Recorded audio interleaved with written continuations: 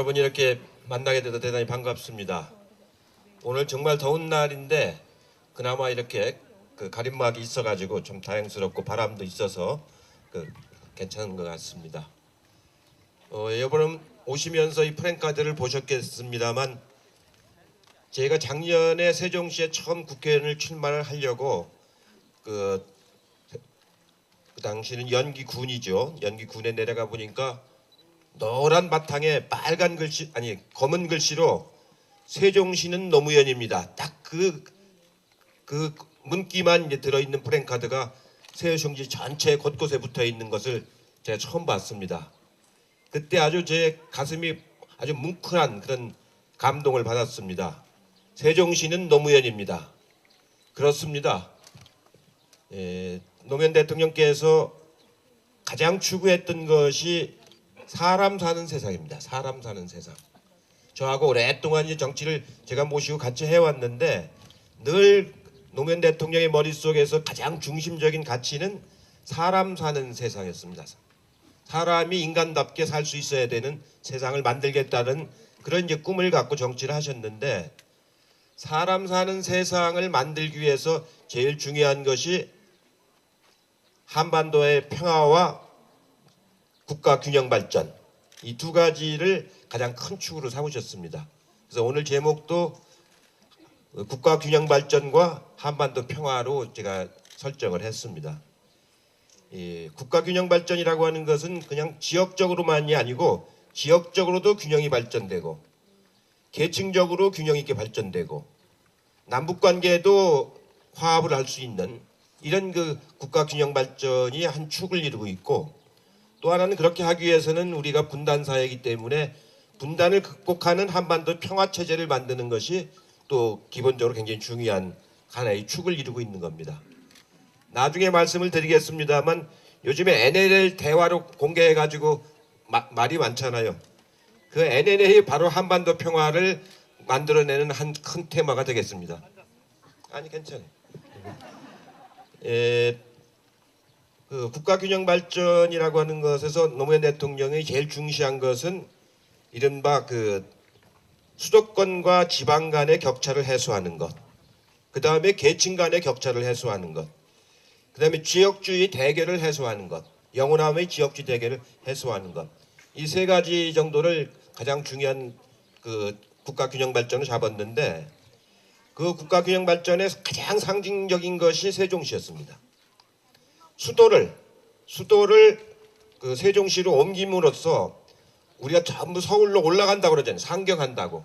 그게 아니고 북쪽에서는 세종시로 내려오고 남쪽에서는 올라가고 이렇게 상생할 수 있는 국토의 중심에 수도를 옮기는 거였습니다. 그걸 2002년 대통령 선거 때 공약으로 이제 내세웠습니다.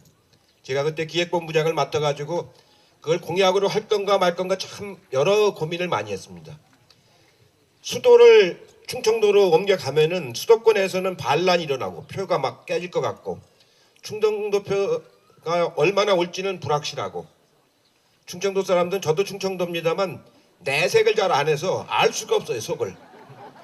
그러니까 표를 준다는 사람은 알 수가 없고 수도권에서는 아파트값 떨어진다고 아주 반대가 심하고 우리 당내에서도 굉장히 반대가 많이 있었습니다. 수도권 의원들이 많기 때문에. 충청도는 국회의원들이 별로 없어요. 우리 민주당이. 그러니까 찬성하는 국회의원은 별로 없고 반대하는 국회의원은 수도권에 많고. 그래서 굉장히 고민을 했는데 그때 최종적으로 대통령 후보께서 이거는 이해관계나 타산의 문제가 아니다. 국가균형 발전을 하기 위한 나의 철학이다. 그 한마디로 당내를 다 평정을 해버렸습니다. 표는 적게 나와도 좋다. 그러나 이것은 상징적인 우리의 철학이다. 해가지고 행정수도 이전을 공약으로 내세웠는데 언론에서 뭐 엄청나게 그것 때문에 이제 공방을 많이 받았습니다. 당내에서도 반대가 많고 그래서 제가 따져보니까 충청도에서 올 표는 한 30만 표 정도가 더 올까 말까 하고 수도권에서 나갈 표는 한 50만 표가 나가고 표로 봐서는 약간 손해일 것 같아요. 그러나 국가균형 발전 차원에서 그런 정치적인 가치와 철학이 없이는 이 수도권 과밀화를 막아낼 수도 없고 수도권 과밀화 때문에 받는 고통을 해결할 수 없는 겁니다. 여러분들 수도권에서 오신 분들 계시겠습니다만 아파트 한 평에 제가 살고 있는 신림동 아주 허름한 아파트인데 그게 32평짜리가 얼마인지 아세요? 값이 4억 원 합니다. 4억 원. 방이 3개인데 방 하나는 허드렛방으로 써요. 주로 뭐 안 쓰는 물건 넣어놓는 방으로. 그러니까 1억 3천만 원짜리 창고를 하나 가지고 있는 거예요. 예? 1억 3천만 원짜리 창고를 하나 가지고 있는 겁니다. 수도권에 사는 사람들은. 그러니 그 삶의 질이 좋아질 수가 없는 거죠. 제가 세종시로 이사 와서 내년에 집을 지으려고 하는데 30평짜리 집 짓는 돈이 공사비가 1억 3천만 원밖에 안 들어가요. 예? 근데 수도권에서는 1억 3천만 원짜리 창고를 하나 가지고 있으니 그게 얼마나 그 낭비입니까? 이렇게 수도권은 수도권대로 어렵고 지방은 경제활동이 안 돌아가서 어렵고 이렇게 해서 국가균형발전 차원에서 이걸 옮기자 이렇게 해서 공약을 했는데 이겼습니다. 국민들이 선택을 했어요. 그러고 나서 세종시 추진위원회 위원장을 제가 맡았습니다. 그리고 여기 오신 이춘희 세종시 시당위원장이 기획단장을 맡아가지고 추진을 하고 있는데 그때 박근혜 한나라당 대표가 위헌 소송을 냈습니다. 그래가지고 전혀 법리적으로 맞지 않는 위헌 결정이 나버렸어요. 2005년도에. 이미 막 추진하고 있는데 그때 헌법재판관들이 우리나라는 성문헌법을 가지고 있는 나라인데 관습헌법 옛날 조선조 시대에 있던 경국대전을 관습 그 법전이라고 보고 그걸 근거로 해서 위헌 결정을 내렸습니다. 그 위헌 결정을 내린 9명의 재판관은 두고두고 얼굴을 들을 수가 없을 거예요. 우리 법조계 최악의 말하자면 악의적인 그 위헌 결정입니다. 우리는 이미 48년에 국가를 건립하면서부터 헌법을 명문화된 헌법을 갖고 있는 나라거든요. 그 법에 의해서 모든 것이 집행이 되는데 경국대전은 벌써 500년 전 법전을 가지고 그 관습헌법을 가지고 들이대는 그런 너무 재판 결과가 어디 있습니까? 얼마 전에 대법원장을 지내신 이용훈 대법원장께서 그 법조계 교육하는 데서 그 결정은 정말로 어처구니 없는 결정이었다. 이런 말씀을 하신 걸 제가 본 적이 있습니다. 그래서 온전히 행정수도가 이전하지 못하고 일부 정부의 11개 부처, 2청, 2처 요것만 옮기는 걸로 결정이 되는 바람에 행정중심 복합도시 그래서 그걸 줄여서 행복도시라고 만들었습니다. 그래가지고 지금 이제 건립이 되고 있어요. 제가 이제 거기가 독립된 국회의원 선거구가 되고 시장도 뽑고 해서 2012년에 아무도 출마하려고 하는 사람이 있고 예상 뭐 거기를 누가 가려고 합니까? 허벌판에. 그래서 할 수 없이 제가 기획도 하고 대통령과 함께 추진했던 데이기 때문에 제가 출마를 그냥 일단 가서 겪어보자 하고 갔는데 우리 세종 시민들이 저를 덜컥 선택을 해버리셨어요. 그래서 제가 꼼짝없이 세종시에 지금 포로가 됐습니다. 그래서 제가 이사도 이제 거기다 하고 거기다 딱 밭도 하나 좀 사가지고 농사 오래 졌어요. 그래가지고 지금 딸기, 도마도, 고추, 오이, 가지, 상추, 쑥갓 이건 잔뜩 따먹고 있습니다. 가을에 놀러 오시면은 옥수수가 많이 나올 겁니다. 이제 제가 세종시를 책임지는 입장으로 가서 지금 이제 하고 있습니다. 그렇게 해서 앞으로 한 10여 년 동안 잘 키워가지고 정말로 행정수도가 옮겨온 건 아니지만 행정수도가 옮겨온 건 못지않은 명품 도시를 만들어내는 일이 노무현 대통령의 유지를 잘 발현시키는 일이라고 지금 생각을 하고 있습니다. 그 다음에 국가균형발전 차원에서 중요했던 것이 혁신도시를 만드는 겁니다. 여러분 이쪽 경남에 오면은 옛날 주택공사, 토지공사, 요새는 그걸 LH라고 그러죠. 그걸 중심으로 해서 약 20개의 국가 공공기관이 지금 내려와서 도시 하나를 만들고 있습니다. 광주에는 한전이 중심이 돼서 또 도시를 하나 만들고 있고 전국에 걸쳐서 수도권만 빼고 국가 공공기관을 150개를 지방으로 이전을 시켰습니다. 그때 그 직원들이 안 가려고 그렇게 그 저항을 하고 해도 끝까지 설득을 해서 이 관철을 시켰습니다. 그래가지고 지금 혁신도시가 다 만들어지고 있어요. 김천에 지난번에 갔다 오다 보니까 아주 KTX 김천 옆에다가 잘 만들고 있더구만요. 또 전라북도는 김제 쪽에다 지금 잘 만들고 있고 곳곳에 다 잘 만들고 있습니다. 그런 혁신 도시를 만드는 것이 또 국가 균형 발전 중에 굉장히 중요한 부분입니다. 또 하나는 기업 도시.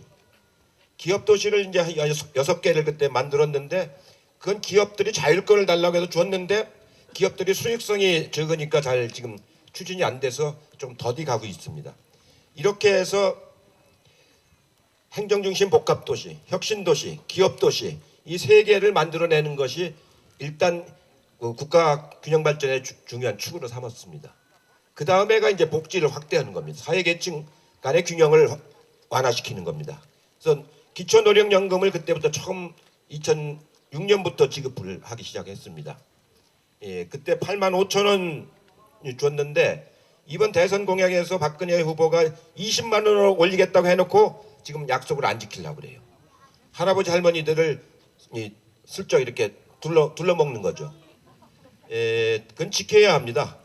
우리 할아버지 할머니들이 그 경제개발 과정에서 자기 몸을 바쳐서 거의 산재병을 다 감수해가면서 50년 동안 일해오신 분들인데 이제 그분들의 겨우 용돈 정도 되는 수준을 안 준다는 건 있을 수가 없는 일이죠. 우리 정부 때는 일단 착수를 했습니다. 1인당 87,000원 그리고 부부가 받으면은 13만 원. 사실은 그것도 말이 안 되죠. 부부가 받으면 17만 원을 줘야 되는데 이혼하면은 17만 원이 되고 각자 받으니까 이혼을 안 하면은 13만 원이고 할아버지 할머니한테 이혼을 권장하는 사회가 돼서는 안 됩니다. 그런 그 불합리한 제도를 거쳐서 적어도 네 분이 살고 계시다면은 40만 원, 혼자 계시다면은 한 25만 원. 이 정도만 돼도 그 지역에서 그 자식들 눈치 안 보고 용돈은 낼 수 있는 돈입니다. 일본은 지금 내가 살면은 우리나라 돈으로 300만 원 가까이를 드립니다. 캐나다나 미국 같은 경우도 2,500불 정도를 줍니다, 한 달에. 근데 우리는 지금 불과 100불 주는 겁니다. 100불. 10몇만 원 줘봐야 100불 주는 건데 이렇게 이제 2만 불 소득이 됐는데도 그렇게 몰인정한 사회가 돼서는 안 되는 거거든요. 이렇게 하나의 공동체. 아까 제가 사람 사는 세상이라고 말씀드렸잖아요. 함께 더불어 잘 사는 사회. 이것이 하나의 공동체인 거거든요. 적어도 우리가 세대간을 이어서 경제 발전을 그분들이 위해서 이렇게 노력을 했다고 한다면은 그의 후속 세대들이 그분들의 안전한 노후를 보장할 수 있는 그런 사회를 만들어야 되는 거거든요. 그리고 저출산 고령화가 돼가고 있기 때문에 노인들 숫자가 앞으로 계속 많아집니다. 지금 124세까지 살아야 정상적으로 사는 거거든요. 중간에 담배 피우고 술 마시고 막 하니까 124세를 못 가는 것이지 인간의 수명은 원래 124세까지입니다. 장기가 그렇게 124년 동안 쓰도록 돼 있는 거거든요. 근데 지금 60세가 되면 다 바꾸죠. 임플란트도 하고 안경도 쓰고 나식 수술도 하고 허리도 고치고 이게 반밖에 제대로 못 쓰고 바꾸는 거거든요. 이런 고령화 사회로 갈수록 사회적인 후속 세대들, 젊은 세대들이 부담이 커지는 겁니다. 국민연금을 받아야 되는데 낼 사람이 없어지는 거거든요. 지금 원래 연금 체계라는 게 어떻게 되는 거냐면 40년 동안 일하고, 그러니까 25세에서 직장에 들어가 가지고 65세까지 40년 동안 일하고 75세 내지 80세 10년 내지 15년 동안 연금 받다가 돌아가시면 그게 정상적으로 돌아가는 겁니다. 그래야 4대 1이 돼서 정상적으로 돌아가는 건데 우리는 지금 백수들이 많아져 가지고 젊은 백수들은 나이 30세에 취직을 해서 50세나 55세에 퇴직을 하고 80세까지 살지 않습니까? 그러니까 25년 일하고 25년을 연금을 받으니까 연금이 남아날 수가 없는 거죠. 그렇기 때문에 이런 그 저출산 고령화 사회에 맞는 새로운 연금 체계를 만들어 나가고 분배 체계를 만들어 나가야 되는 거거든요. 그 부분을 노무현 대통령을 모시고 저희가 어느 정도 줄거리는 잡았는데 아직 그 충분히 발전을 못 시킨 채 정권을 뺏겨버리고 말았습니다. 정권을 뺏기고 나니까 지금 어떻게 돼가고 있습니까? 완전히 부익부 빈익분으로 가고 있는 사회가 돼버렸거든요. 지금 경제가 아주 엉망이죠. 일자리가 없죠. 시간제 일자리를 좋은 일자리라고 지금 그렇게 속이려고 그러고 있죠. 시간제 일자리는 그냥 시간제 일자리지 좋은 일자리일 수는 없죠.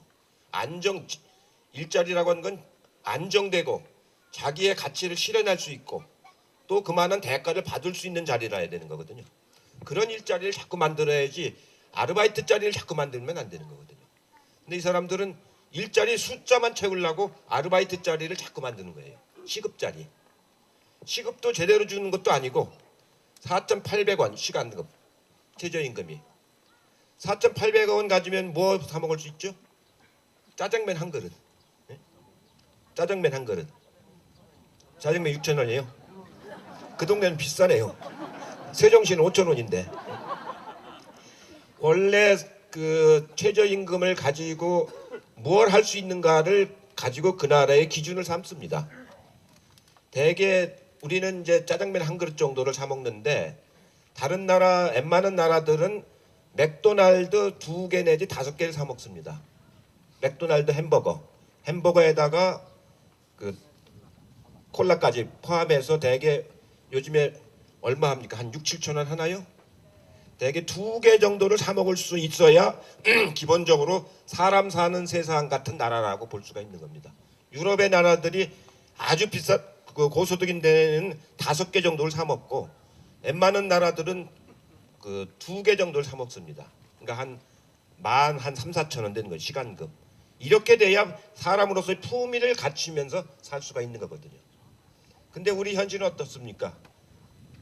초등학교 다니는 학생들, 중학교, 고등학교 다니는 학생들, 의무교육을 받는 학생들한테 급식을 주자니까 왜 무료로 주느냐? 돈을 받고 줘야지. 저는 그렇게 말하는 사람들의 그 사고방식이 얼마나 잘못된 겁니까? 군대 가 있는 의무 병사한테 도시락 사갖고 와서 보초을 하면 누가 쓰겠어요? 의무교육이면 의무급식을 해줘야 되는 거예요. 의무교육을 시키려면은 학교 안 가면 벌 받잖아요. 의무교육이니까. 그러려면 공부하는 데 필요한 모든 물품을 다 제공해 줘야 되는 겁니다. 사실은. 그 교과서, 급식, 그 준비물 이런 거 학교에서 다 줘야 되는 거거든요. 유럽의 교실들은 학교 안에 간식까지 차려놨습니다. 교실 안에. 그 쉬는 시간에 애들이 먹을 수 있도록 요구르트, 과일, 초콜릿, 치즈 이런 거 학교 교실 안에 놓았다고요. 필요한 때는 언제든지 가지고 먹을 수 있게. 그런 정도가 돼야만이 그것이 이른바 사람 사는 세상의 학교라고 할 수가 있는 거거든요.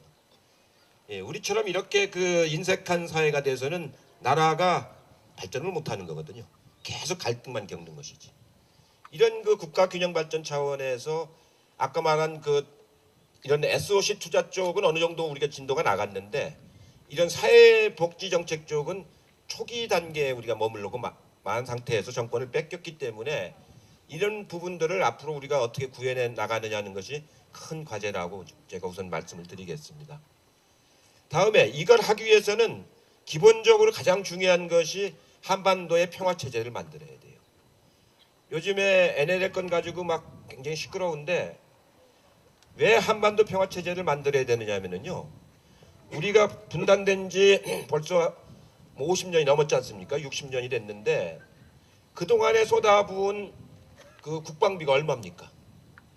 엄청난 국방비를 1년에 쏟아붓고 있습니다. 우리가 1년에 국방비를 약 30조 원을 매달 써요. 매년. 약 300억 불 정도를 씁니다. 유럽의 영국이나 프랑스나 독일이나 이런 나라들은 200억 불 정도밖에 안 써요. 우리보다 경제 규모가 더 큰데도 우리는 2만 불 국가인데 300억 불을 국방비로 쓰고 독일 같은 데는 4만 불 국가인데 200억 불밖에 안 써요. 그러니까 국가 전체 예산에서 차지하는 국방비 비중이 굉장히 작은 거죠. 우리는 너무 큰 거예요. 그 돈을 가령 300억 불을 안 쓰고 남북 간에 평화가 오고 긴장이 없어진다고 하면 우리는 150억 불이면 충분하거든요. 그럼 150억 불이면 15조 원이나 되는 돈 아닙니까? 그 15조 원이나 되는 돈으로 아까 말씀드린 사회복지 정책에 재원을 투자하면은 훨씬 지금보다 복지 정책이 강화될 수가 있는 거거든요. 이런 한반도 평화를 만들기 위해서는 가장 중요한 것이 남북 간의 대화거든요. 우리가 지금 일본하고 전쟁하는 것도 아니고 중국하고 대치하고 있는 것도 아니고 러시아나 미국하고 대치해 있는 게 아니거든요. 유일하게 군사적으로 대치하고 있는 것은 남북 관계거든요. 남북 관계. 여기다가 지금 돈을 300억 불을 쏟아넣고 있는 거거든요. 그리고 60만 병사들이 거기 가서 복무를 해야 되지 않습니까? 그 젊었을 때 왕성한 경제 활동을 해야 될 때 한반도 그 휴전선에 가서 지금 근무를 하고 있는 거예요. 이 구조를 빨리 바꾸는 평화 체제를 만드는 것이 굉장히 중요한 겁니다. 그래서 김대중 대통령은 처음으로 2000년대에 6.15 정상회담을 해서 기본적인 남북 간의 대화를 할 수 있는 틀을 만들었고, 그리고 노무현 대통령은 2007년 10월 4일 날 정상회담을 통해서 그 구상을 구체화시키는 정책을 개발을 한 거거든요. 그 중에 하나가 서해 평화 공동 어로 지역을 만들어서 긴장을 완화시키자. 그게 NLL 선입니다. 지금 그 대통령께서 평양에 가시기 전에 공동 어로 구역을 어떻게 만들 거냐 이걸 참모진들하고 논의하실 적에 NLL 선을 기준으로 해서, NLL이라는 게 북침 한계선이거든요. 북방 한계선인데 그걸 기준으로 해서 등거리 등면적 같은 거리에 같은 면적으로 하자. 근데 거기가 북쪽에가 많아요. 남쪽보다. 남쪽 고기들은 배가 좋아서 자꾸 잡으니까 북쪽으로 피신을 갔어요. 북쪽은 배가 약하니까 싹쓸이를 못하는데 남쪽은 싹쓸이를 하니까 고기가 NLL 선에서 북쪽이 더 많아요. 남쪽보다. 그러니까 공동구역을 똑같이 해놔버리면은 북쪽 고기만 많이 잡게 되잖아요. 그래서 등면적을 잘 고려해가지고 균형 있게 고기가 잡힐 수 있도록 하자. 그렇게 해서 그 기준을 가지고 협상을 하러 가신 거거든요. 그 기준선이 NLL입니다. 근데 그건 무슨 뭐 NLL을 포기했느니 뭐했느니 한참 막 하다가 드디어는 정상회담 회의록까지 공개를 해버렸잖아요. 정말로 그 해서는 안 되는 일이거든요. 저는 회의록 공개한다고 하길래 탄핵할 때하고 비슷한 느낌을 가졌어요. 2003년도에 탄핵을 할 적에 이 사람들이 탄핵하는 것은 내라는 뭐에 해당이 되는 거다. 당선된 대통령을 국회에서 몰아낸다는 건 그건 뭐 합법적인 내란 아닙니까? 그래서 내가 하지 말라고 그렇게 얘기했는데 결국 끝내 했어요. 해가지고 역풍이 불어서 열린우리당이 150 몇 명이 당선이 됐죠. 이번도 대화로 공개한다길래 참 저런 건 전혀 있을 수가 없는 일입니다. 외교 관례상 안 되는 일이고 또 법률적으로도 안 되는 일이고 대통령 기록물이기 때문에 국회의 3분의 2의 요구가 있지 않는 한은 그 공개를 못 하는 거예요. 대통령만이 본인만이 공개를 할 수 있는 거예요. 대통령 사모님도 공개 못 하는 거예요. 이건 국가 기록물인과 동시에 대통령 기록물이기 때문에. 근데 아무 관계도 없는 사람이 그걸 읽고 다녀. 예? 그걸 다녔다고 막 자기가 자랑을 했어. 당회에서. 그래가지고 그게 무슨 짓이냐고 막 이제 언론에서 반격이 나오고 국민들 촛불 시위가 나오니까 여론이 뒤집어졌어요. NLL 포기한 적이 없다. 이렇게 믿는 사람이 55%가 나오고 NLL 포기한 것 같다. 이렇게 믿는 사람이 25%밖에 안 나와요. 그러니까 이제 꼬리를 빼고 있어요. 꼬리를 빼고 있는데 이미 걸려버렸어. 이제 읽었다는 것 자체, 소지하고 있다는 것 자체, 그것만으로도 기록물 관리법 위반 사항입니다. 권영세 지금 중국 대사로 가 있죠. 또 김무성 의원이 그걸 가지고 유세 때 써먹었다는 거 아닙니까? 자기가 그렇게 이야기를 했어요. 누가 물어보지도 않았는데. 그러고서 문제가 되니까 기록물이 아니고 그냥 간단한 문건이다 이렇게 얘기를 하는데 말한 표현을 보니까 전문을 갖지 않고서는 할 수 없는 표현들이 다 들어가 있어요. 그래서 이제 그건 오도 가도 못하게 됐는데 전 그게 걱정이 아니고 앞으로 박근혜 대통령이 정상회담을 과연 어떻게 할 것이냐 이게 걱정이에요. 이제 남북 정상회담을 하면은 오자마자 공개해야 될 거 아니에요. 지금 시진핑 주석하고 정상회담을 했으면은 오자마자 이제 공개해야 될 거 아니에요. 무슨 얘기를 나눴는가. 외교라고 하는 것은 국가의 이익을 위해서 상대방한테 어떤 때는 존중도 해주고 외교를 하면서 내가 이익을 취하는데 넌 나쁜 놈이다, 나쁜 놈이다 이러면서 그게 나한테 이익을 취할 수 있는 외교가 되겠어요? 적하고도 외교를 해야 되는 거예요. 적하고도. 더군다나 남북관계는 군사적인 대치관계 있잖아요. 그 대치한 사람한테 막 협박을 하면서 어떻게 협상이 되겠어요? 서로 존중할 줄 알아야, 역지사지할 줄 알아야 협상이 되는 거죠. 그 협상한 걸 가지고 무슨 뭘 했느니 막 이렇게 하는 이런 몰상식한 사람들한테 나라를 우리가 맡겼다는 게 참 죄송스럽습니다. 작년에 우리가 꼭 이겨서 이걸 끌어갔어야 되는데 우리 국민들은 정말 진지하게 많이 열심히 다 도와주셨는데 저희들이 잘못해서 당에서 잘못해가지고 결국 100만 표 차이로 이제 졌습니다. 우선 국민들에게 죄송하고 여기 계신 노무현 대통령한테 죄송하고 모든 분들한테 뭐라고 할 말이 없습니다. 좀 석고대죄를 해야 되는 그런 입장이라서 정치라고 하는 것은 국민들의 여망이 받쳐주면 그걸 받아가지고 선거에서 이기고 좋은 정책을 만들어서 국민과 함께 그걸 펼쳐나가고 하는 것이 정치인데 국민들의 그 여망을 저희가 충분히 수렴을 못해가지고 이렇게 됐습니다. 저희는 이제 또 반성을 많이 합니다만 반성해서 끝날 일이 아니고 계속해서 이제 새로운 또 희망을 가지고 이제 해나가야 되는데 요즘 NLL 문제를 가지고 이렇게 보니까 참 너무 저 사람들이 뭐라 그럴까요? 좀 무지막지하고 이 염치도 없고 미래도 생각지 않고 자기 스스로 자승자박이 되는 겁니다. 박근혜 대통령이 언젠가는 남북 대화를 해야 될 텐데 김정은 위원장하고 정상회담을 해야 될 텐데 서로 간에 이제는 언제 이 기록물이 공개될지 모르니까 허심탄회한 얘기를 할 수가 없지 않습니까? 이제 서로 말하자면 욱박지르는 얘기나 해야 돌아와서 국민들한테 내가 이렇게 욱박지렀습니다. 이렇게 얘기해야 되는 상황이 된 거 아니에요. 이런 자승자박하고 앞을 한치도 못 알아보는 이런 상황이 됐는데 다행히 국민들 여론이 아까 말씀드린 것처럼 반전이 됐습니다.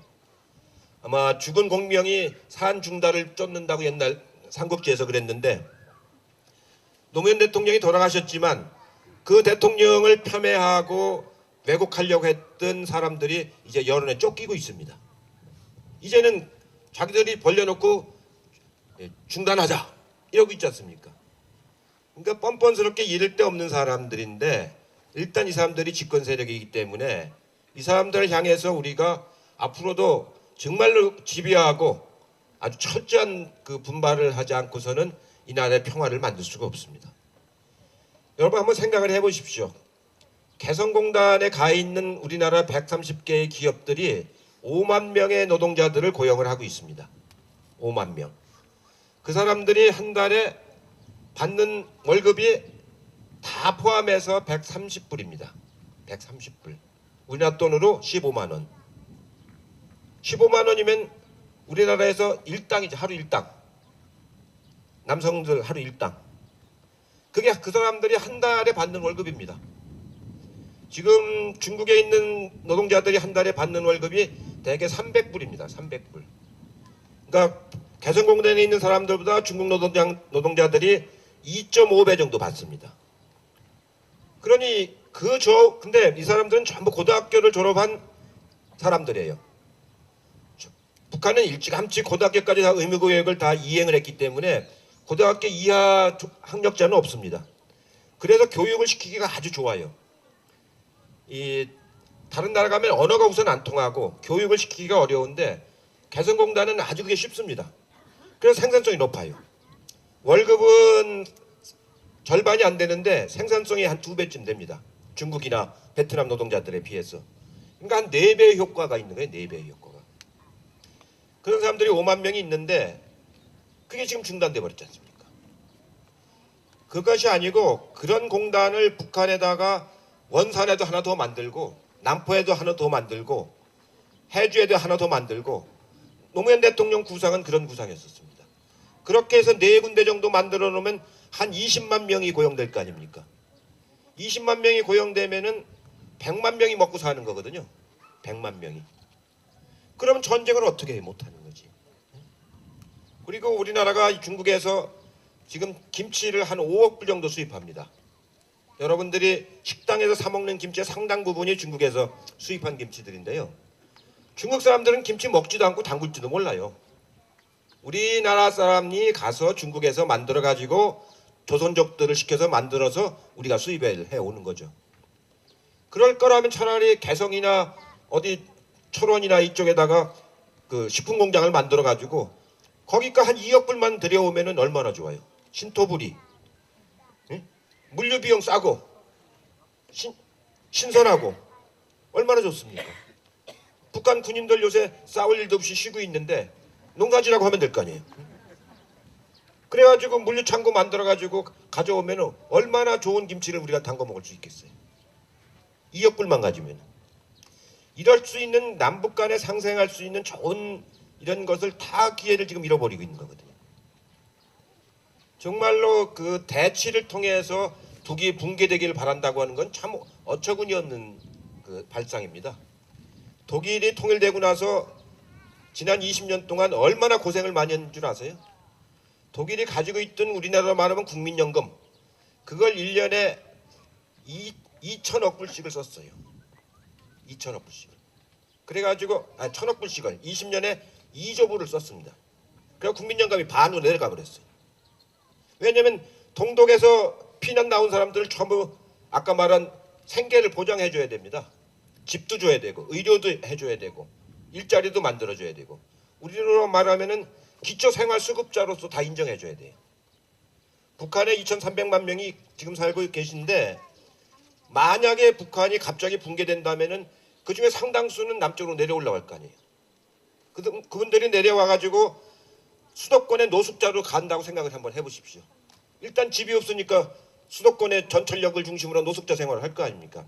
IMF 외환위기 닥쳤을 때처럼. 그분들이 대한민국 국민이 우리 헌법으로 지금 북한이 붕괴가 되면은 한반도와 부속도서는 대한민국 영토라고 되어 있기 때문에 그분들을 우리 국민으로 안 받아들일 수가 없어요. 받아들이면 기초생활수급자로 보장을 해줘야 돼요. 그걸 어떻게 감당할 겁니까? 그 독일 사람들이 늘 만나서 저희가 대화를 해보면 절대로 독일 방식으로 통일을 해서는 안 된다. 우리는 정말로 너무 많은 것을 잃어버렸다. 이런 얘기들 참 많이 합니다. 통일은 통일이지만 우리 방식은 절대로 좋은 통일이 아니다. 남북 간의 격차를 해소해가지고 서서히 이질화시키는 걸 극복해야 되는 거거든요. 그렇게 해서 하려면은 남북 관계의 경제 교류가 많이 이루어지고 인적 교류가 많이 이루어지고 아까 말한 것처럼 이 군비 증강이 이루어지지 않도록 해야 되는 겁니다. 우리나라는 이 동북아는 다 세계 열강이 사는 데이기 때문에 군비 증강이 이루어지는 걸 따라가기 시작하면 큰일 납니다. 지금 중국은 요새 국방비를 1년에 한 600억 불을 씁니다. 일본도 500억 불 정도를 쓰고 있고 우리는 약간 제가 300억 불이라고 그랬잖아요. 그 나라들은 덩치가 크기 때문에 5%만 올려도 쑥쑥 커져요. 그게 1년에. 우리는 그렇게 키워나갈 수가 없습니다. 그러니까 군비 경쟁에 들어갔다가는 우리는 그 가랭이 찢어지는 그런 꼴이 되고 맙니다. 옛날에 소련이 미국하고 군비 경쟁하다 망한 거 아닙니까? 핵무기 개발하고 우주선 개발하고 하다가 도저히 미국을 따라갈 수가 없어서 망해버린 거거든요. 이 동북아에서 군비가 강화되기 시작하면 우리는 정말로 이 현재 경제조차도 더 유지하기 어려워지는 거거든요. 그래서 군비를 축소하는 쪽으로 가야 됩니다. 군비를 축소. 그러면은 육자회담을 해서 동북아의 평화지대를 만들어야 되거든요.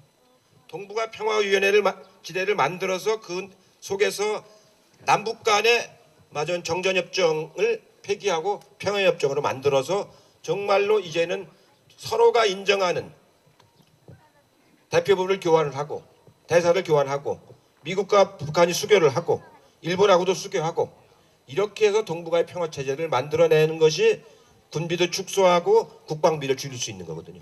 그리고 그렇게 돼야만이 시장이 안정이 돼서 외국인들이 여기 와서 안심하고 주식시장에도 투자를 하고 우리 주식시장에 외국 자본이 많이 들어와 있거든요. 지금 약 3천억 불 정도 들어와 있습니다. 그게 빠져나가기 시작하면 우리 경제는 끝나는 거거든요. 그러면 안정이 돼야 돼. 안정이. 이렇게 하려면 남북관계를 잘 풀어내는 것이 굉장히 중요한 겁니다. 왜 주식시장이 지금 1800밖에 안 되느냐 하면은 참여정부 때 2000이 넘었잖아요. 지금 1800밖에 안 돼. 엊그저께는 1700대까지 떨어졌어요. 이게 불안한 거예요. 불안한 거. 남북관계가 잘 안 될 것 같고. 그러니까 단기 투자에 들어와 있죠. 장기 투자를 안 하고. 바로바로 빼갈 수 있도록. 이래서는 안 되는 거거든요. 이렇게 해서 한반도 평화체제를 잘 만들어내는 게 중요한데 그건 북한도 지금 바래요. 왜냐하면 경제적으로 어려우니까. 그리고 봉쇄돼 있으니까 지금 사회주의 여러 나라들이 그 붕괴가 되면서 북한이 수출을 하든 무기나 이런 걸 수출하던 나라들이 다 어려워졌잖아요. 수출 대상국이 없어졌어요. 북한이 지금. 그래서 남북 관계를 교류를 발전시켜 가지고 공단도 만들고 아까 말한 그런 체제를 만들기를 원하는데 그러려면 대화를 해야 되는 거죠. 그렇게 해서 만들어내면은 제가 보기에는 상생할 수 있는 거거든요. 그렇게 해서. 그렇게 되면 국방비도 줄고 우리 중소기업들도 그 개성공단에 150개가 있으면은 4개 더 만들면은 600개 중소기업들 진출할 수 있지 않습니까? 그 다음에 농식품 회사도 진출할 수가 있고. 그러면 거기서 갖고 오는 물건들이 가격이 중국에서 우리나라가 가 있는 기업들이 만드는 것보다 더 싸잖아요. 인건비가 반밖에 안 들어가니까. 그러니까 수출 경쟁력도 갖게 되는 것이고. 이런 여러 가지 그 일석삼조, 4조의 역할을 할 수 있는 기회를 지금 잃어버리고 있는 거거든요. 지금 일본이 그걸 지금 노리고 있어요. 일본이. 얼마 전에 일본이 지금 아베 수상의 특별 보좌관이 평양에 가서 김영남 위원장을 만났잖아요. 수교하자고. 북한도 수교하고 싶은 생각을 가지고 있어요. 왜 그러냐면 북한은 일본하고 수교하면은 식민지 배상금을 받을 수가 있어요. 우리나라는 65년도에 김종필 총리가 협상을 해서 배상금을 조금밖에 못 받았어요. 근데 지금 북한은 대략 100억 불 내지 150억 불 정도의 배상금을 받을 수 있어요. 대만이 받은 걸 기준으로 하면은. 그럼 그게 시드머니가 될 수가 있거든요. 경제 발전을 하는 초기 자본이 될 수가 있는 거예요. 그러니까 북한은 그걸 하고 싶은 겁니다. 그러니까 일본에서 납치해간 문제만 해결해 주면은 일본은 하겠다는 거예요. 근데 김정은 위원장은 자기가 납치해 온 게 아니니까 자기 앞에 사람들이 해온 거니까 부담이 좀 적어요. 그래서 하고 싶은 생각이 있어요. 또 미국하고도 하고 싶은 생각이 있어요. 북한이 가장 궁극적으로 원하는 것은 미국으로부터 체제 보장받는 거거든요. 북한이 제일 두려워하는 것은 미국이 공격하는 겁니다. 이라크라든가 그 리비아라든가 이런 데 공격받는 걸 봤잖아요. 미국의 공격 능력이라는 건 막 정말로 한 번에 그냥 그 때리는 공격 능력을 지금 가지고 있지 않습니까? 이제는 완전히 컴퓨터로 이제 조종하기 때문에. 그래서 북한은 그 미국의 공격 능력을 굉장히 두려워하고 있습니다. 그래서 동선을 잘 안 밝히는 거죠. 이 전동차도 세 대가 동시에 움직입니다. 김정은 위원장이 어디 가려면은 세 대가 어디에 타 있는지 모르게 하려고 세 대가 방향이 각각 다르게 동시에 움직여요. 승용차도 마찬가지고. 이럴 정도로 굉장히 그 위협감을 느끼고 있기 때문에 궁극적으로 자기들 체제가 보장되려면은 미국하고 수교를 해야 되는 거거든요. 미국하고 수교를 하려는데 미국의 요구가 비핵을 전제로 하는 거죠. 비핵을. 한반도 비핵화를. 그렇기 때문에 그걸 가지고 협상하자고 지금 북한이 나오고 있는 거죠. 얼마 전까지만 해도 우리는 핵 보유국이다. 비핵이라는 건 말도 꺼내지 마라. 이렇게 얘기하다가 지금 한번 물러섰어요. 이제. 얘기 한번 해보자. 비핵 문제 포함해서. 그렇게 해가지고 지금 김계관 부장이 미국도 가고 중국도 가고 이제 다음 달에 러시아를 가는 겁니다. 제가 보기에는 박근혜 대통령하고 시진핑 주석이 한반도 비핵화를 하자. 이거에 대해서는 동의를 했어요. 또 미국도 그렇게 요구를 하고 있고 미국은 단 비핵화가 전제다 이렇게 얘기를 하고 있는데 모든 걸 전제를 하나도 안 다룬 그 고집을 한다면 협상이라는 건 이루어질 수가 없는 거죠. 그렇기 때문에 궁극적으로는 제가 보기에는 육자 회담으로 이제 갈 가능성은 상당히 높아졌다 이렇게 보아집니다. 그렇게 해서 빨리 해야 됩니다. 이 김대중 대통령은 2000년도에 하셨는데 하필 그때 클린턴 정부가 끝나면서 부시 정부가 들어와가지고 방해를 놨어요. 그래가지고 6.15 정상 이후 후속 조치를 많이 못 하셨습니다. 또 노무현 대통령은 초기에 북한에서 막 핵 문제가 발생을 해가지고 2007년도 임기 말에 가서 정상회담 하다 보니까 합의만 해놨지 진도가 또 못 나갔어요. 이명박 대통령은 뭐 처음부터 할 생각이 없었으니까 그건 뭐 제껴놓고, 예, 대통령한테 제낀다는 말은 좀 과하니까 그냥 모셔놓고, 예, 이제 박근혜 대통령은 임기 초입니다. 그리고 오바마 미국 대통령이 예전보다는 한반도 문제에 신경을 좀 더 써요. 초기에 일기 때는 오바마 대통령이 한반도보다는 뭐 리만 브라더 사태니 뭐 딴 데 신경 쓸 게 많아가지고 한국 문제에 가서 신경을 거의 못 썼었습니다. 근데 지금은 이제 조금 그렇지는 않아요. 그래서 이제 한반도 문제에 관해서 얘기가 할 수 있는 단계가 온 거죠. 이런 기회에 박근혜 대통령이 빨리 남북 정상회담을 추진을 해가지고 서로 합의된 사항이 뒤로 돌아서지 못할 정도로 불가역적으로 진도가 좀 나가줘야 되는 거거든요. 그래야 자기의 치적도 되고 그것이 결국 한반도 평화체제를 만들어내는 초석이 되는 거거든요. 이렇게까지만 임기 5년 동안에 하면은 제가 보기에는 한국에서 가장 잘한 대통령 중에 하나로 손꼽힐 겁니다. 또 실제로 그렇게 한다면 우리가 인정을 해줘야죠. 그래서 대통령을 비판할 건 비판하고 잘 이렇게 격려를 해가지고 좋은 일을 잘 하게끔 만드는 것, 이것도 더 중요한 일이거든요. 시간은 있습니다. 이제는. 그리고 객관적인 조건은 전에보다 훨씬 좋아졌어요. 그렇기 때문에 이제는 할 수 있는 단계인데 안 한다면 그것은 정말로 역사의 천벌을 받을 겁니다.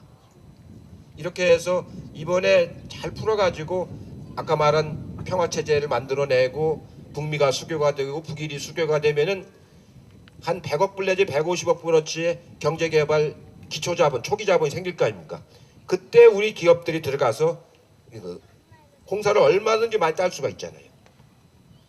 일본의 기술이나 그 생산시설은 너무 고도화돼서 지금 북한에는 잘 안 맞아요. 오히려 우리 정도의 기술이나 생산시설이 지금 딱 적합하죠. 그렇기 때문에 바로 이제 그런 것을 잘 활용하는 그런 이제 실질적인 실리적인 외교를 펼칠 필요가 있다. 그것이 구체화돼야만이 정말로 한반도 신뢰 프로세스가 만들어지는 것이지, 그런 구체성이 없이 말로만 날 믿어라 믿어라 하는 건 사람 속을 어떻게 믿어요? 대화로 또 막 까는 판에. 그건 아닌 거거든요. 정말로 구체적인 정책을 가지고 이렇게 해서 서로 상생할 수 있는 프로세스를 만들어 나가자. 이게 하나씩 둘씩 쌓아져 나갈 때 신뢰가 생기는 것이지 처음부터 신뢰가 어떻게 생기겠습니까? 이미 극도로 지금까지 감정적으로 대립을 해왔는데. 저도 평양 가서 저분들을 만날 때 처음에는 굉장히 경계했어요. 저도 이놈들한테 또 속아 넘어가는 거 아닌가. 이 만나보면 막 장광설을 풉니다. 시간은 별로 없는데 혼자서 시간을 다 써먹어요. 그럼 발을 이제 컷을 하거든요. 그럼 나도 좀 말을 해야 되겠다. 그럼 제가 한 5분 하면 또 카트하고 들어와도 또 막 한 말을 끊고 막 그래요. 이제 처음에는 어떻게 보면 예의도 없고 버르장머리가 없다 이런 생각이 좀 드는데 자기들이 늘상 그렇게 해왔어. 선전전. 그래서 요즘에는 이제 안 그래요. 이제 초기에는 그랬는데 요즘에는 정확하게 시간을 반씩 쓰는 거다. 시간을 정확하게 반씩 쓰는 거다. 네가 3분 얘기하면 나도 3분 얘기하고, 응? 이렇게 대화가 오가야지 니네가 주장만 자꾸 해갖고 무슨 의미가 있냐. 그래서 요즘에는 만나면 이제 대화가 됩니다. 대화가. 그렇게 해서 그런 국제적인 관행을 자꾸 만들어 나가야 되는 거거든요. 그런 과정 속에서 우리가 인도적 지원도 하고 이산가족 만남도 하고 금강산을 잘 자놓고 한 번도 지금 못 써먹고 있고. 우리가 미국이나 뭐 중국하고 비교할 수는 없잖아요. 나라 성격이 다르니까. 유럽에 있는 국가들하고 우리가 비교해 보면은 결정적인 차이가 뭐냐면은 소득이 2배 높은 게 결정적인 차이가 아니고 이런 군사적 대치를 하고 있느냐 안 하고 있느냐. 유럽은 20세기에 1, 2차 세계대전을 치렀지만 21세기에 들어와가지고 독일이 반성을 해갖고 EU라고 하는 공동체를 만들었잖아요. 그래가지고 이 경계가 없어졌어요. 경계가.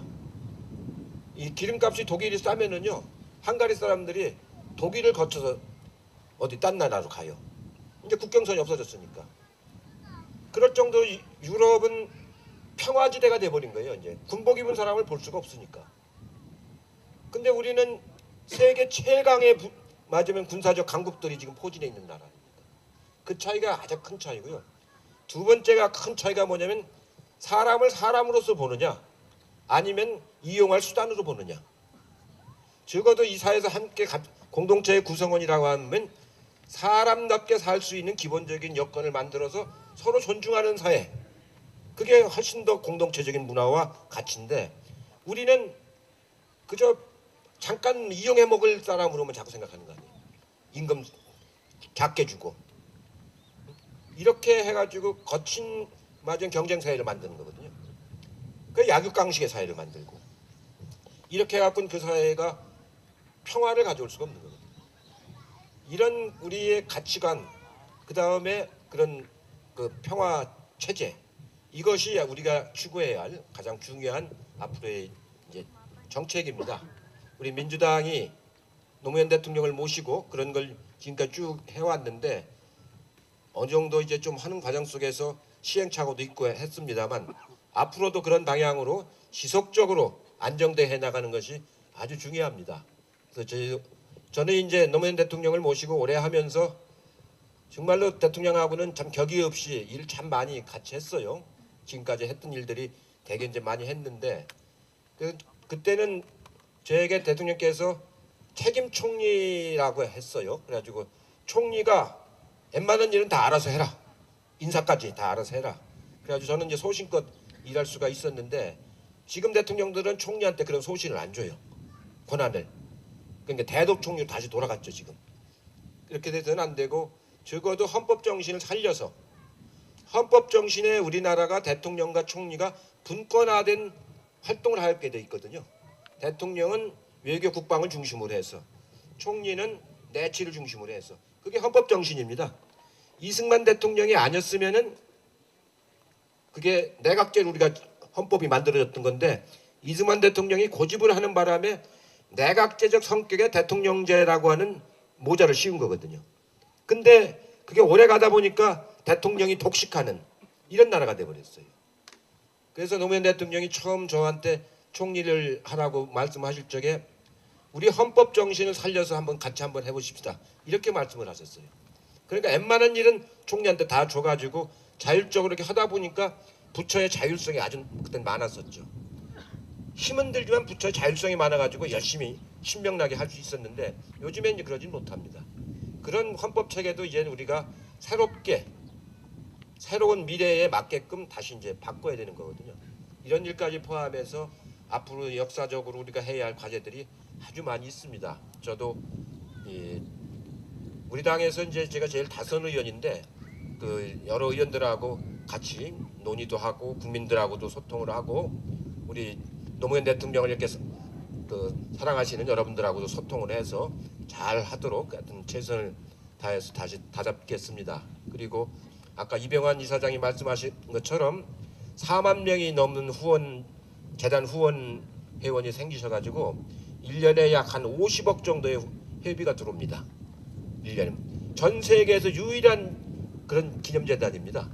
1년에 500만 불이 후원금으로 들어오는 그것도 전부 10,000원씩 20,000원씩 누가 큰 돈 내는 것도 아니고 이렇게 고마운 재단을 여러분들이 만들어 주셔서 대통령을 기념하는 여러 가지 사업을 이제 할 수가 있습니다. 좀 더 잘 발전시켜서 여러분의 뜻에 잘 보답될 수 있도록 하겠습니다. 고맙습니다.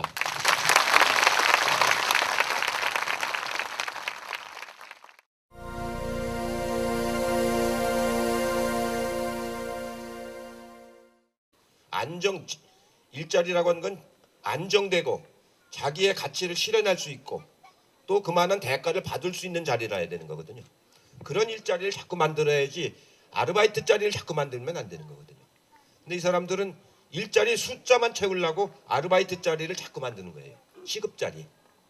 시급도 제대로 주는 것도 아니고 4,800원 시간급 최저임금이. 4,800원 가지면 뭐 사 먹을 수 있죠? 짜장면 한 그릇. 네? 짜장면 한 그릇. 짜장면 6,000원이에요. 그 동네는 비싸네요. 세종시는 5,000원인데. 원래 그 최저임금을 가지고 뭘 할 수 있는가를 가지고 그 나라의 기준을 삼습니다. 대개 우리는 이제 짜장면 한 그릇 정도를 사 먹는데 다른 나라 웬만한 나라들은 맥도날드 2개 내지 5개를 사 먹습니다. 맥도날드 햄버거에다가 그 콜라까지 포함해서 대개 요즘에 얼마 합니까? 한 6, 7천 원 하나요? 대개 2개 정도를 사 먹을 수 있어야 기본적으로 사람 사는 세상 같은 나라라고 볼 수가 있는 겁니다. 유럽의 나라들이 아주 비싼 그 고소득인 데는 5개 정도를 사 먹고 웬만한 나라들은 그 2개 정도를 사 먹습니다. 그러니까 한 3, 4천 원 되는 거예요. 시간급. 이렇게 돼야 사람으로서의 품위를 갖추면서 살 수가 있는 거거든요. 근데 우리 현실은 어떻습니까? 초등학교 다니는 학생들, 중학교, 고등학교 다니는 학생들, 의무교육을 받는 학생들한테 급식을 주자니까 왜 무료로 주느냐? 돈을 받고 줘야지. 저는 그렇게 말하는 사람들의 그 사고방식이 얼마나 잘못된 겁니까? 군대 가 있는 의무 병사한테 도시락 사갖고 와서 보초을 하면 누가 쓰겠어요? 의무교육이면 의무급식을 해줘야 되는 거예요. 의무교육을 시키려면은 학교 안 가면 벌 받잖아요. 의무교육이니까. 그러려면 공부하는 데 필요한 모든 물품을 다 제공해 줘야 되는 겁니다. 사실은. 그 교과서, 급식, 그 준비물 이런 거 학교에서 다 줘야 되는 거거든요. 유럽의 교실들은 학교 안에 간식까지 차려놨습니다. 교실 안에. 그 쉬는 시간에 애들이 먹을 수 있도록 요구르트, 과일, 초콜릿, 치즈 이런 거 학교 교실 안에 놓았다고요. 필요한 때는 언제든지 가지고 먹을 수 있게. 그런 정도가 돼야만이 그것이 이른바 사람 사는 세상에 학교라고 할 수가 있는 거거든요. 예, 우리처럼 이렇게 그 인색한 사회가 돼서는 나라가 발전을 못하는 거거든요. 계속 갈등만 겪는 것이지. 이런 그 국가 균형 발전 차원에서 아까 말한 그 이런 SOC 투자 쪽은 어느 정도 우리가 진도가 나갔는데 이런 사회복지 정책 쪽은 초기 단계에 우리가 머물르고 많은 상태에서 정권을 뺏겼기 때문에 이런 부분들을 앞으로 우리가 어떻게 구해내 나가느냐는 것이 큰 과제라고 제가 우선 말씀을 드리겠습니다. 다음에 이걸 하기 위해서는 기본적으로 가장 중요한 것이 한반도의 평화체제를 만들어야 돼요. 요즘에 NLL 건 가지고 막 굉장히 시끄러운데 왜 한반도 평화체제를 만들어야 되느냐면요. 우리가 분단된 지 벌써 50년이 넘었지 않습니까? 60년이 됐는데 그동안에 쏟아부은 그 국방비가 얼마입니까? 엄청난 국방비를 1년에 쏟아붓고 있습니다. 우리가 1년에 국방비를 약 30조 원을 매달 써요. 매년 없어요. 속을. 그러니까 표를 준다는 사람은 알 수가 없고 수도권에서는 아파트값 떨어진다고 아주 반대가 심하고 우리 당내에서도 굉장히 반대가 많이 있었습니다. 수도권 의원들이 많기 때문에. 충청도는 국회의원들이 별로 없어요. 우리 민주당이. 그러니까 찬성하는 국회의원은 별로 없고 반대하는 국회의원은 수도권에 많고. 굉장히 고민을 했는데 그때 최종적으로 대통령 후보께서 이거는 이해관계나 타산의 문제가 아니다. 국가균형 발전을 하기 위한 나의 철학이다. 그 한마디로 당내를 다 평정을 해버렸습니다. 표는 적게 나와도 좋다. 그러나 이것은 상징적인 우리의 철학이다. 해가지고 행정수도 이전을 공약으로 내세웠는데 언론에서 뭐 엄청나게 그것 때문에 이제 공방을 많이 받았습니다. 그 당내에서도 반대가 많고 그래서 제가 따져보니까 충청도에서 올 표는 한 30만 표 정도가 더 올까 말까 하고 수도권에서 나갈 표는 한 50만 표가 나가고 표로 봐서는 약간 손해일 것 같아요. 그러나 국가균형발전 차원에서 그런 정치적인 가치와 철학이 없이는 이 수도권 과밀화를 막아낼 수도 없고 수도권 과밀화 때문에 받는 고통을 해결할 수 없는 겁니다. 여러분들 수도권에서 오신 분들 계시겠습니다만 아파트 한 평에 제가 살고 있는 신림동 아주 허름한 아파트인데 그게 32평짜리가 얼마인지 아세요? 값이 4억 원 합니다. 4억 원. 방이 3개인데 방 하나는 허드렛방으로 써요. 주로 뭐 안 쓰는 물건 넣어놓는 방으로. 그러니까 1억 3천만 원짜리 창고를 하나 가지고 있는 거예요. 예? 1억 3천만 원짜리 창고를 하나 가지고 있는 겁니다. 수도권에 사는 사람들은. 그러니 그 삶의 질이 좋아질 수가 없는 거죠. 제가 세종시로 이사 와서 내년에 집을 지으려고 하는데 30평짜리 집 짓는 돈이 공사비가 1억 3천만 원밖에 안 들어가요. 예? 근데 수도권에서는 1억 3천만 원짜리 창고를 하나 가지고 있으니 그게 얼마나 그 낭비입니까? 이렇게 수도권은 수도권대로 어렵고 지방은 경제활동이 안 돌아가서 어렵고 이렇게 해서 국가균형발전 차원에서 이걸 옮기자 이렇게 해서 공약을 했는데 이겼습니다. 국민들이 선택을 했어요. 그러고 나서 세종시 추진위원회 위원장을 제가 맡았습니다. 그리고 여기 오신 이춘희 세종시 시당위원장이 기획단장을 맡아가지고 추진을 하고 있는데 그때 박근혜 한나라당 대표가 위헌 소송을 냈습니다. 그래가지고 전혀 법리적으로 맞지 않는 위헌 결정이 나버렸어요. 2005년도에.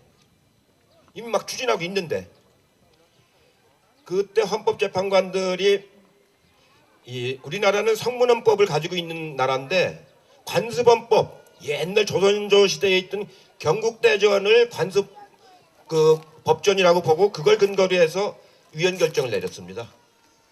그 위헌 결정을 내린 9명의 재판관은 두고두고 얼굴을 들을 수가 없을 거예요. 우리 법조계 최악의 말하자면 악의적인 그 위헌 결정입니다. 우리는 이미 48년에 국가를 건립하면서부터 헌법을 명문화된 헌법을 갖고 있는 나라거든요. 그 법에 의해서 모든 것이 집행이 되는데 경국대전은 벌써 500년 전 법전을 가지고 그 관습헌법을 가지고 들이대는 그런 놈의 재판 결과가 어디 있습니까? 얼마 전에 대법원장을 지내신 이용훈 대법원장께서 그 법조계 교육하는 데서 그 결정은 정말로 어처구니 없는 결정이었다. 이런 말씀을 하신 걸 제가 본 적이 있습니다. 그래서 온전히 행정수도가 이전하지 못하고 일부 정부의 11개 부처, 2청, 2처 요것만 옮기는 걸로 결정이 되는 바람에 행정중심 복합도시 그래서 그걸 줄여서 행복도시라고 만들었습니다. 그래가지고 지금 이제 건립이 되고 있어요. 제가 이제 거기가 독립된 국회의원 선거구가 되고 시장도 뽑고 해서 2012년에 아무도 출마하려고 하는 사람이 있고 예상 뭐 거기를 누가 가려고 합니까? 허벌판에.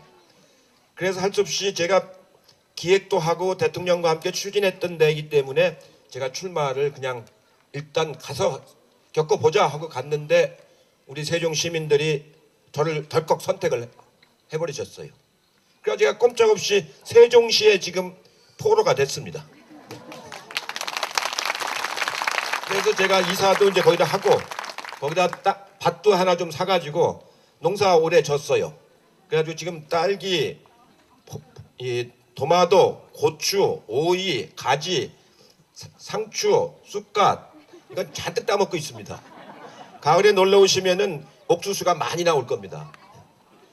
이제 제가 세종시를 책임지는 입장으로 가서 지금 이제 하고 있습니다. 그렇게 해서 앞으로 한 10여 년 동안 잘 키워가지고 정말로 행정수도가 옮겨온 건 아니지만 행정수도가 옮겨온 건 못지않은 명품 도시를 만들어내는 일이 노무현 대통령의 유지를 잘 발현시키는 일이라고 지금 생각을 하고 있습니다.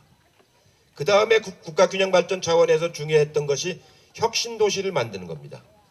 여러분 이쪽 경남에 오면은 옛날 주택공사, 토지공사, 요새는 그걸 LH라고 그러죠. 그걸 중심으로 해서 약 20개의 국가 공공기관이 지금 내려와서 도시 하나를 만들고 있습니다. 광주에는 한전이 중심이 돼서 또 도시를 하나 만들고 있고 전국에 걸쳐서 수도권만 빼고 국가 공공기관을 150개를 지방으로 이전을 시켰습니다. 그때 그 직원들이 안 가려고 그렇게 그 저항을 하고 해도 끝까지 설득을 해서 이 관철을 시켰습니다. 그래가지고 지금 혁신도시가 다 만들어지고 있어요. 김천에 지난번에 갔다 오다 보니까 아주 KTX 김천 옆에다가 잘 만들고 있더구만요. 또 전라북도는 김제 쪽에다 지금 잘 만들고 있고 곳곳에 다 잘 만들고 있습니다. 그런 혁신 도시를 만드는 것이 또 국가 균형 발전 중에 굉장히 중요한 부분입니다. 또 하나는 기업 도시. 기업 도시를 이제 6개를 그때 만들었는데 그건 기업들이 자율권을 달라고 해서 줬는데 기업들이 수익성이 적으니까 잘 지금 추진이 안 돼서 좀 더디 가고 있습니다. 이렇게 해서 행정중심 복합도시, 혁신도시, 기업도시 이 세 개를 만들어내는 것이 일단 국가 균형 발전의 중요한 축으로 삼았습니다. 그 다음에가 이제 복지를 확대하는 겁니다. 사회계층 간의 균형을 완화시키는 겁니다. 그래서 기초노령연금을 그때부터 처음 2006년부터 지급을 하기 시작했습니다. 예, 그때 85,000원 줬는데 이번 대선 공약에서 박근혜 후보가 20만 원으로 올리겠다고 해놓고 지금 약속을 안 지키려고 그래요. 할아버지 할머니들을 슬쩍 이렇게 둘러먹는 거죠. 그건 지켜야 합니다. 우리 할아버지 할머니들이 그 경제개발 과정에서 자기 몸을 바쳐서 거의 산재병을 다 감수해가면서 50년 동안 일해오신 분들인데 이제 그분들의 겨우 용돈 정도 되는 수준을 안 준다는 건 있을 수가 없는 일이죠. 우리 정부 때는 일단 착수를 했습니다. 1인당 87,000원 그리고 부부가 받으면은 13만 원. 사실은 그것도 말이 안 되죠. 부부가 받으면 17만 원을 줘야 되는데 이혼하면은 17만 원이 되고 각자 받으니까 이혼을 안 하면은 13만 원이고 할아버지 할머니한테 이혼을 권장하는 사회가 돼서는 안 되는 거예요. 그런 그 불합리한 제도를 거쳐서 적어도 네 분이 살고 계시다면은 40만 원, 혼자 계시다면은 한 25만 원. 이 정도만 돼도 그 지역에서 그 자식들 눈치 안 보고 용돈은 낼 수 있는 돈입니다. 일본은 지금 내가 살면은 우리나라 돈으로 300만 원 가까이를 드립니다. 캐나다나 미국 같은 경우도 2,500불 정도를 줍니다, 한 달에. 근데 우리는 지금 불과 뭐 100불 주는 겁니다. 100불. 10몇만 원 줘봐야 100불 주는 건데 이렇게 이제 2만 불 소득이 됐는데도 그렇게 몰인정한 사회가 돼서는 안 되는 거거든요. 이렇게 하나의 공동체. 아까 제가 사람 사는 세상이라고 말씀드렸잖아요. 함께 더불어 잘 사는 사회. 이것이 하나의 공동체인 거거든요. 적어도 우리가 세대간을 이어서 경제 발전을 그분들이 위해서 그렇게 노력을 했다고 한다면은 그의 후속 세대들이 그분들의 안전한 노후를 보장할 수 있는 그런 사회를 만들어야 되는 거거든요. 그리고 저출산 고령화가 돼가고 있기 때문에 노인들 숫자가 앞으로 계속 많아집니다. 지금 124세까지 살아야 정상적으로 사는 거거든요. 중간에 담배 피우고 술 마시고 막 하니까 124세를 못 가는 것이지 인간의 수명은 원래 124세까지입니다. 장기가 그렇게 124년 동안 쓰도록 돼 있는 거거든요. 근데 지금 60세가 되면 다 바꾸죠. 임플란트도 하고 안경도 쓰고 나식 수술도 하고 허리도 뭐 고치고 이게 반밖에 제대로 못 쓰고 바꾸는 거거든요. 이런 고령화 사회로 갈수록 사회적인 후속 세대들, 젊은 세대들이 부담이 커지는 겁니다. 국민연금을 받아야 되는데 낼 사람이 없어지는 거거든요, 지금. 원래 연금 체계라는 게 어떻게 되는 거냐면 40년 동안 일하고, 그러니까 25세에서 직장에 들어가가지고 65세까지 40년 동안 일하고 75세 내지 80세, 10년 내지 15년 동안 연금 받다가 돌아가시면 그게 정상적으로 돌아가는 겁니다.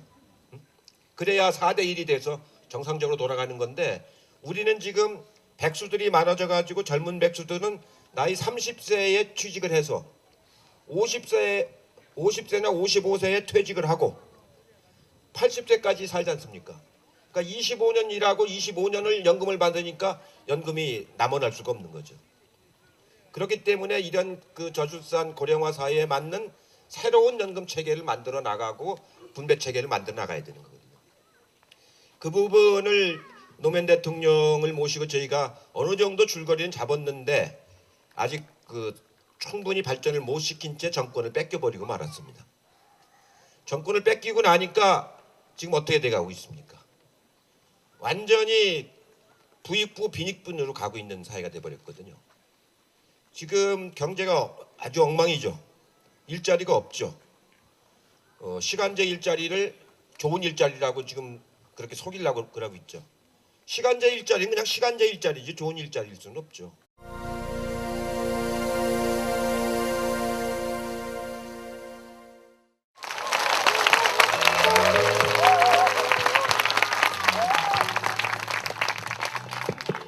예, 여러분 이렇게 만나게 돼서 대단히 반갑습니다.